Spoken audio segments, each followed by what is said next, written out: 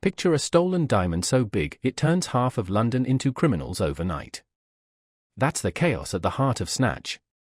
It starts with a jewelry heist in Antwerp, clean, fast, and violent. A gang of masked robbers blast their way into a heavily guarded diamond exchange. Alarms scream, guards scatter, and smoke fills the vault within seconds.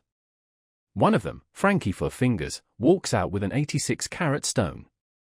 It's massive, rare, and worth more money than most people see in a lifetime.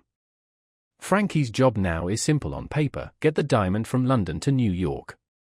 His boss, Cousin AVI, is waiting across the ocean, expecting a clean delivery. But Frankie has a gambling problem, and problems like that never stay quiet for long. He's the kind of man who can't walk past a bookmaker without placing a bet. That single weakness is about to set off a chain reaction across an entire city. Meanwhile, in London, two small-time hustlers are trying to survive another week. Turkish and his partner Tommy run unlicensed boxing matches for cash under the radar. They need a fighter for their next bout, someone tough, cheap, and reliable. Tommy goes to buy a caravan from a group of Irish travelers out in the countryside. That's where he meets Mickey O'Neill, a bare-knuckle boxer with lightning-fast fists. Mickey is quiet, unpredictable, and speaks in an accent almost nobody can understand. Even Turkish, who's heard every kind of London slang, can barely follow a word. The deal for the caravan goes badly, and Tommy ends up completely cheated. He drives away furious, missing money and still without a proper caravan. Frustrated, Turkish and Tommy decide to hire Mickey for their next fight instead. They figure a man that dangerous with his fists must be worth the trouble. But Mickey's people don't take kindly to being pushed around by outsiders like Turkish. The travelers have their own code, their own loyalty, and their own long memory. Enter Bricktop, a ruthless gangster who controls the entire underground boxing circuit. He's polite, well-spoken, and absolutely terrifying underneath all that calm charm. People who cross him don't just disappear, they vanish without a single trace. Bricktop forces Turkish to use his boxer instead, a fighter named Gorgeous George. If Turkish fighter doesn't take a dive in round 4, there will be consequences. Bricktop isn't the kind of man who makes empty threats to scare people. He's known, quietly and horribly, for feeding people who cross him to his pigs. He even explains, almost cheerfully, exactly how efficient pigs are at disposal. Turkish now has to convince Mickey to throw the fight for Bricktop's money. Mickey, being unpredictable, has other plans entirely, and he doesn't explain them. Back with the diamond, Frankie for Fingers stops in London on his way to New York. He can't resist one quick bet at a bookmaker's, just to pass the time. That bookmaker happens to be Bricktop, who immediately senses a golden opportunity. Bricktop notices the enormous diamond Frankie is carrying almost by accident. He sets his men loose immediately to track down the stone by any means necessary. At the same time, a trio of small-time crooks overhear about the diamond too. Sol, Vinny, and Tyrone decide to rob the very bookmakers where Frankie is gambling. Their plan is sloppy, chaotic, and almost immediately falls apart at every step. Guns go off, masks slip, and nothing about the robbery goes as planned. They end up walking away with the diamond by pure accident, not skill. None of them even realize, at first, exactly what they're holding. Now everyone in London wants a piece of this one impossibly valuable stone. There's Cousin AVI, flying in from America, furious, jet-lagged, and deeply confused. There's Bullet-Tooth Tony, his enforcer, calm, deadly, and always one step ahead of trouble. There's Boris the Blade, a Russian gangster who seems almost impossible to kill. Boris wants the diamond too, and he's willing to betray absolutely anyone to get it. He plays every side of this conflict at once, trusting no one but himself. Frankie for Fingers gets caught in the middle of all these colliding, greedy plans. Boris arranges to have him robbed by hired guns near the bookmaker's office. Then Boris double-crosses his own men, taking the diamond for himself instead. Frankie ends up dead in the struggle, and the diamond slips through everyone's fingers again.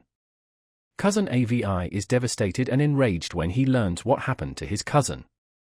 He demands Bullet-Toothed Tony find the diamond and punish everyone responsible. Turkish and Tommy, meanwhile, are stuck between Bricktop and their own stubborn boxer. Mickey refuses to throw the fight the way Bricktop originally demanded of him. Instead, he knocks out Gorgeous George legitimately, ruining Bricktop's carefully rigged bet.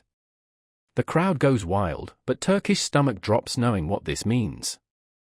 This puts Turkish and Tommy in extremely serious danger with a furious gangster. They scramble desperately to fix the mess before Bricktop decides to make an example of them. Bricktop doesn't yell or threaten loudly, which somehow makes it worse. He simply smiles and starts making quiet arrangements involving his farm. Bullet-Toothed Tony gets pulled deeper into the diamond chase as bodies start piling up. Every small-time crook in London seems to want a piece of this one stone. Sol, Vinny, and Tyrone try to sell the diamond, completely out of their depth. They approach the wrong buyers, ask the wrong questions, and trust the wrong people. Their attempts keep spiraling into more violence and more tangled confusion. Boris the Blade keeps surviving attacks that should have killed him instantly.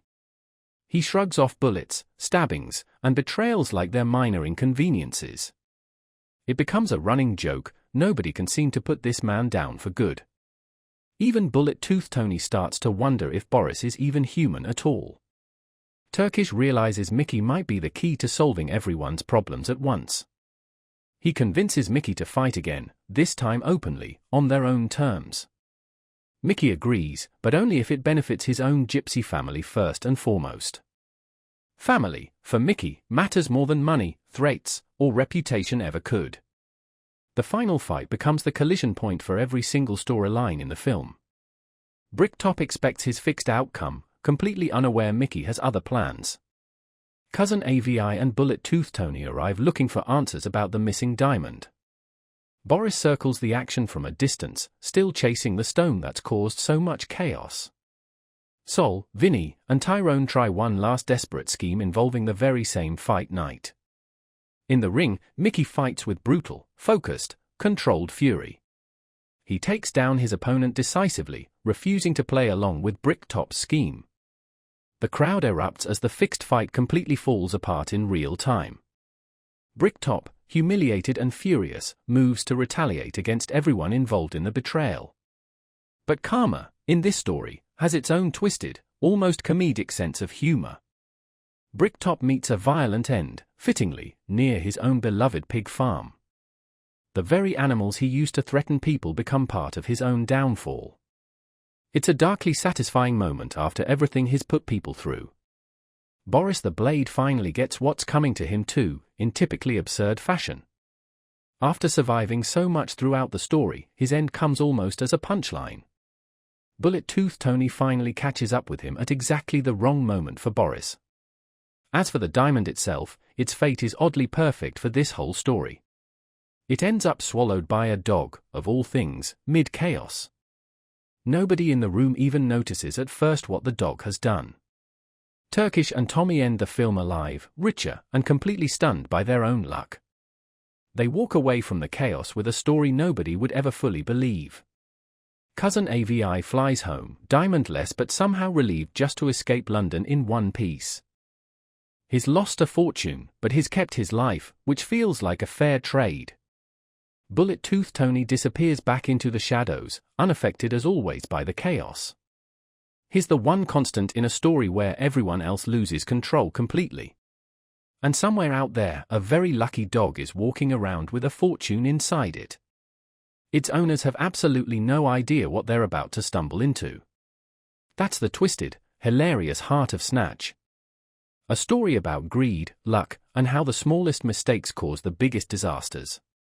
Every character thought they were the one pulling the strings in this story. In reality, chance was always the one holding all the cards. In the end, nobody really controls where the diamond goes. Fate does, and fate has a wicked, unpredictable sense of humor. The bigger the plan, the harder it seems to fall apart in this world. And the smaller the player, sometimes, the luckier they end up walking away.